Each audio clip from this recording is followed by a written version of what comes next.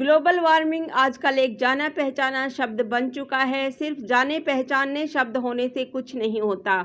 इसकी गंभीरता को समझना बहुत ज़रूरी है, क्योंकि ग्लोबल वार्मिंग हमारे जीवन प्रकृति को बहुत नुकसान पहुंचा रही है, जिसके फलस्वरूप यह संसार प्राकृतिक आपदाओं का सामना करता रहता है, जैसे सुनामी, भूकंप, अतिवृष्टि, भीषण गर्मी आदि।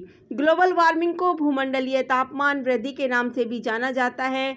धरती पर जीवन व्यतीत करने के लिए ऑक्सीजन की मात्रा ज़्यादा होनी चाहिए, परंतु इस ग्लोबल वार्मिंग के चलते ऑक्सीजन की मात्रा घटती जा रही है और कार्बन डाइऑक्साइड की मात्रा बढ़ रही है, जिसके कारण ओजोन परत में एक छेद हो चुका है और यह दिन प्रतिदिन बढ़ता जा रहा है, जिसके कारण इस छेद से गुजरकर पराबैंगनी किरणें, जो मानव जीवन को नुकसान पहुंचाती हैं, सीधा पृथ्वी तक आ जाती हैं। इन पराबैंगनी किरणों के कारण अंटार्कटिका में बर्फ पिघल रही है, जो जल स्तर को बढ़ा रही है, और रेगिस्तान में बढ़ती गर्मी के साथ रेत का क्षेत्रफल बढ़ रहा है तथा सबसे अहम ग्रीन हाउस के असंतुलन के कारण ग्लोबल वार्मिंग हो रही है। ग्रीन हाउस विभिन्न गैसों का एक समूह।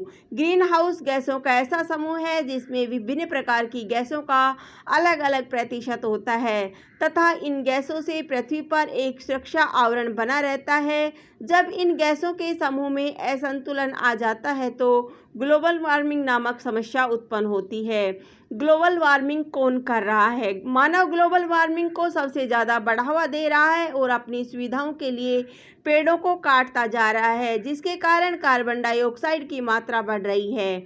खाली स्थानों पर पेड़ पौधे लगाने की बजाय बिल्डिंग, कारखाने खोल रहा है, जो प्रदूषण बढ़ा रहे हैं। अपनी सुविधा को ध्यान में रखकर नदियों की दिशा बदलने की कोशिश करता है, जिसके कारण कुछ समय में अधिकतर नदियां सूख जाती है। विभिन्न प्रकार के वाहनों का उपयोग हमारी पृथ्वी को और अधिक प्रदूषण की ओर अग्रसर कर रहा है, जो ग्लोबल वार्मिंग को बढ़ा रही है।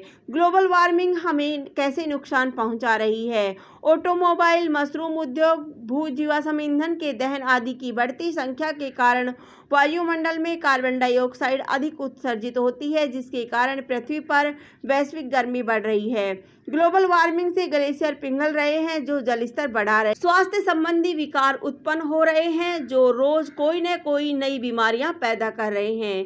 प्राकृतिक आपदाओं को बढ़ावा मिल रहा है। रेफ्रिजरेटर में एक ऐसे रसायन का उपयोग होता है जो ओजोन परत को लगातार प्रभावित कर रही है। लगातार बीमारियों में वृद्धि, जैसे त्वचा कैंसर, श्वास रोग, कम प्रतिरक्षा समस्या आदि। ग्लोबल वार्मिंग को रोकना कैसे संभव? प्लास्टिक के कूड़े को इधर उधर ऐसे ही ना फेंकें। पानी को बिना वजह बहने से रोकें। बिजली के उपकरणों को बिना आवश्यकता के खुला ना छोड़ें। साबुन और डिटर्जेंट का प्रयोग कम करें। पेड़ लगाओ, हरा भरा जीवन बनाओ के नारे को अपनाएं।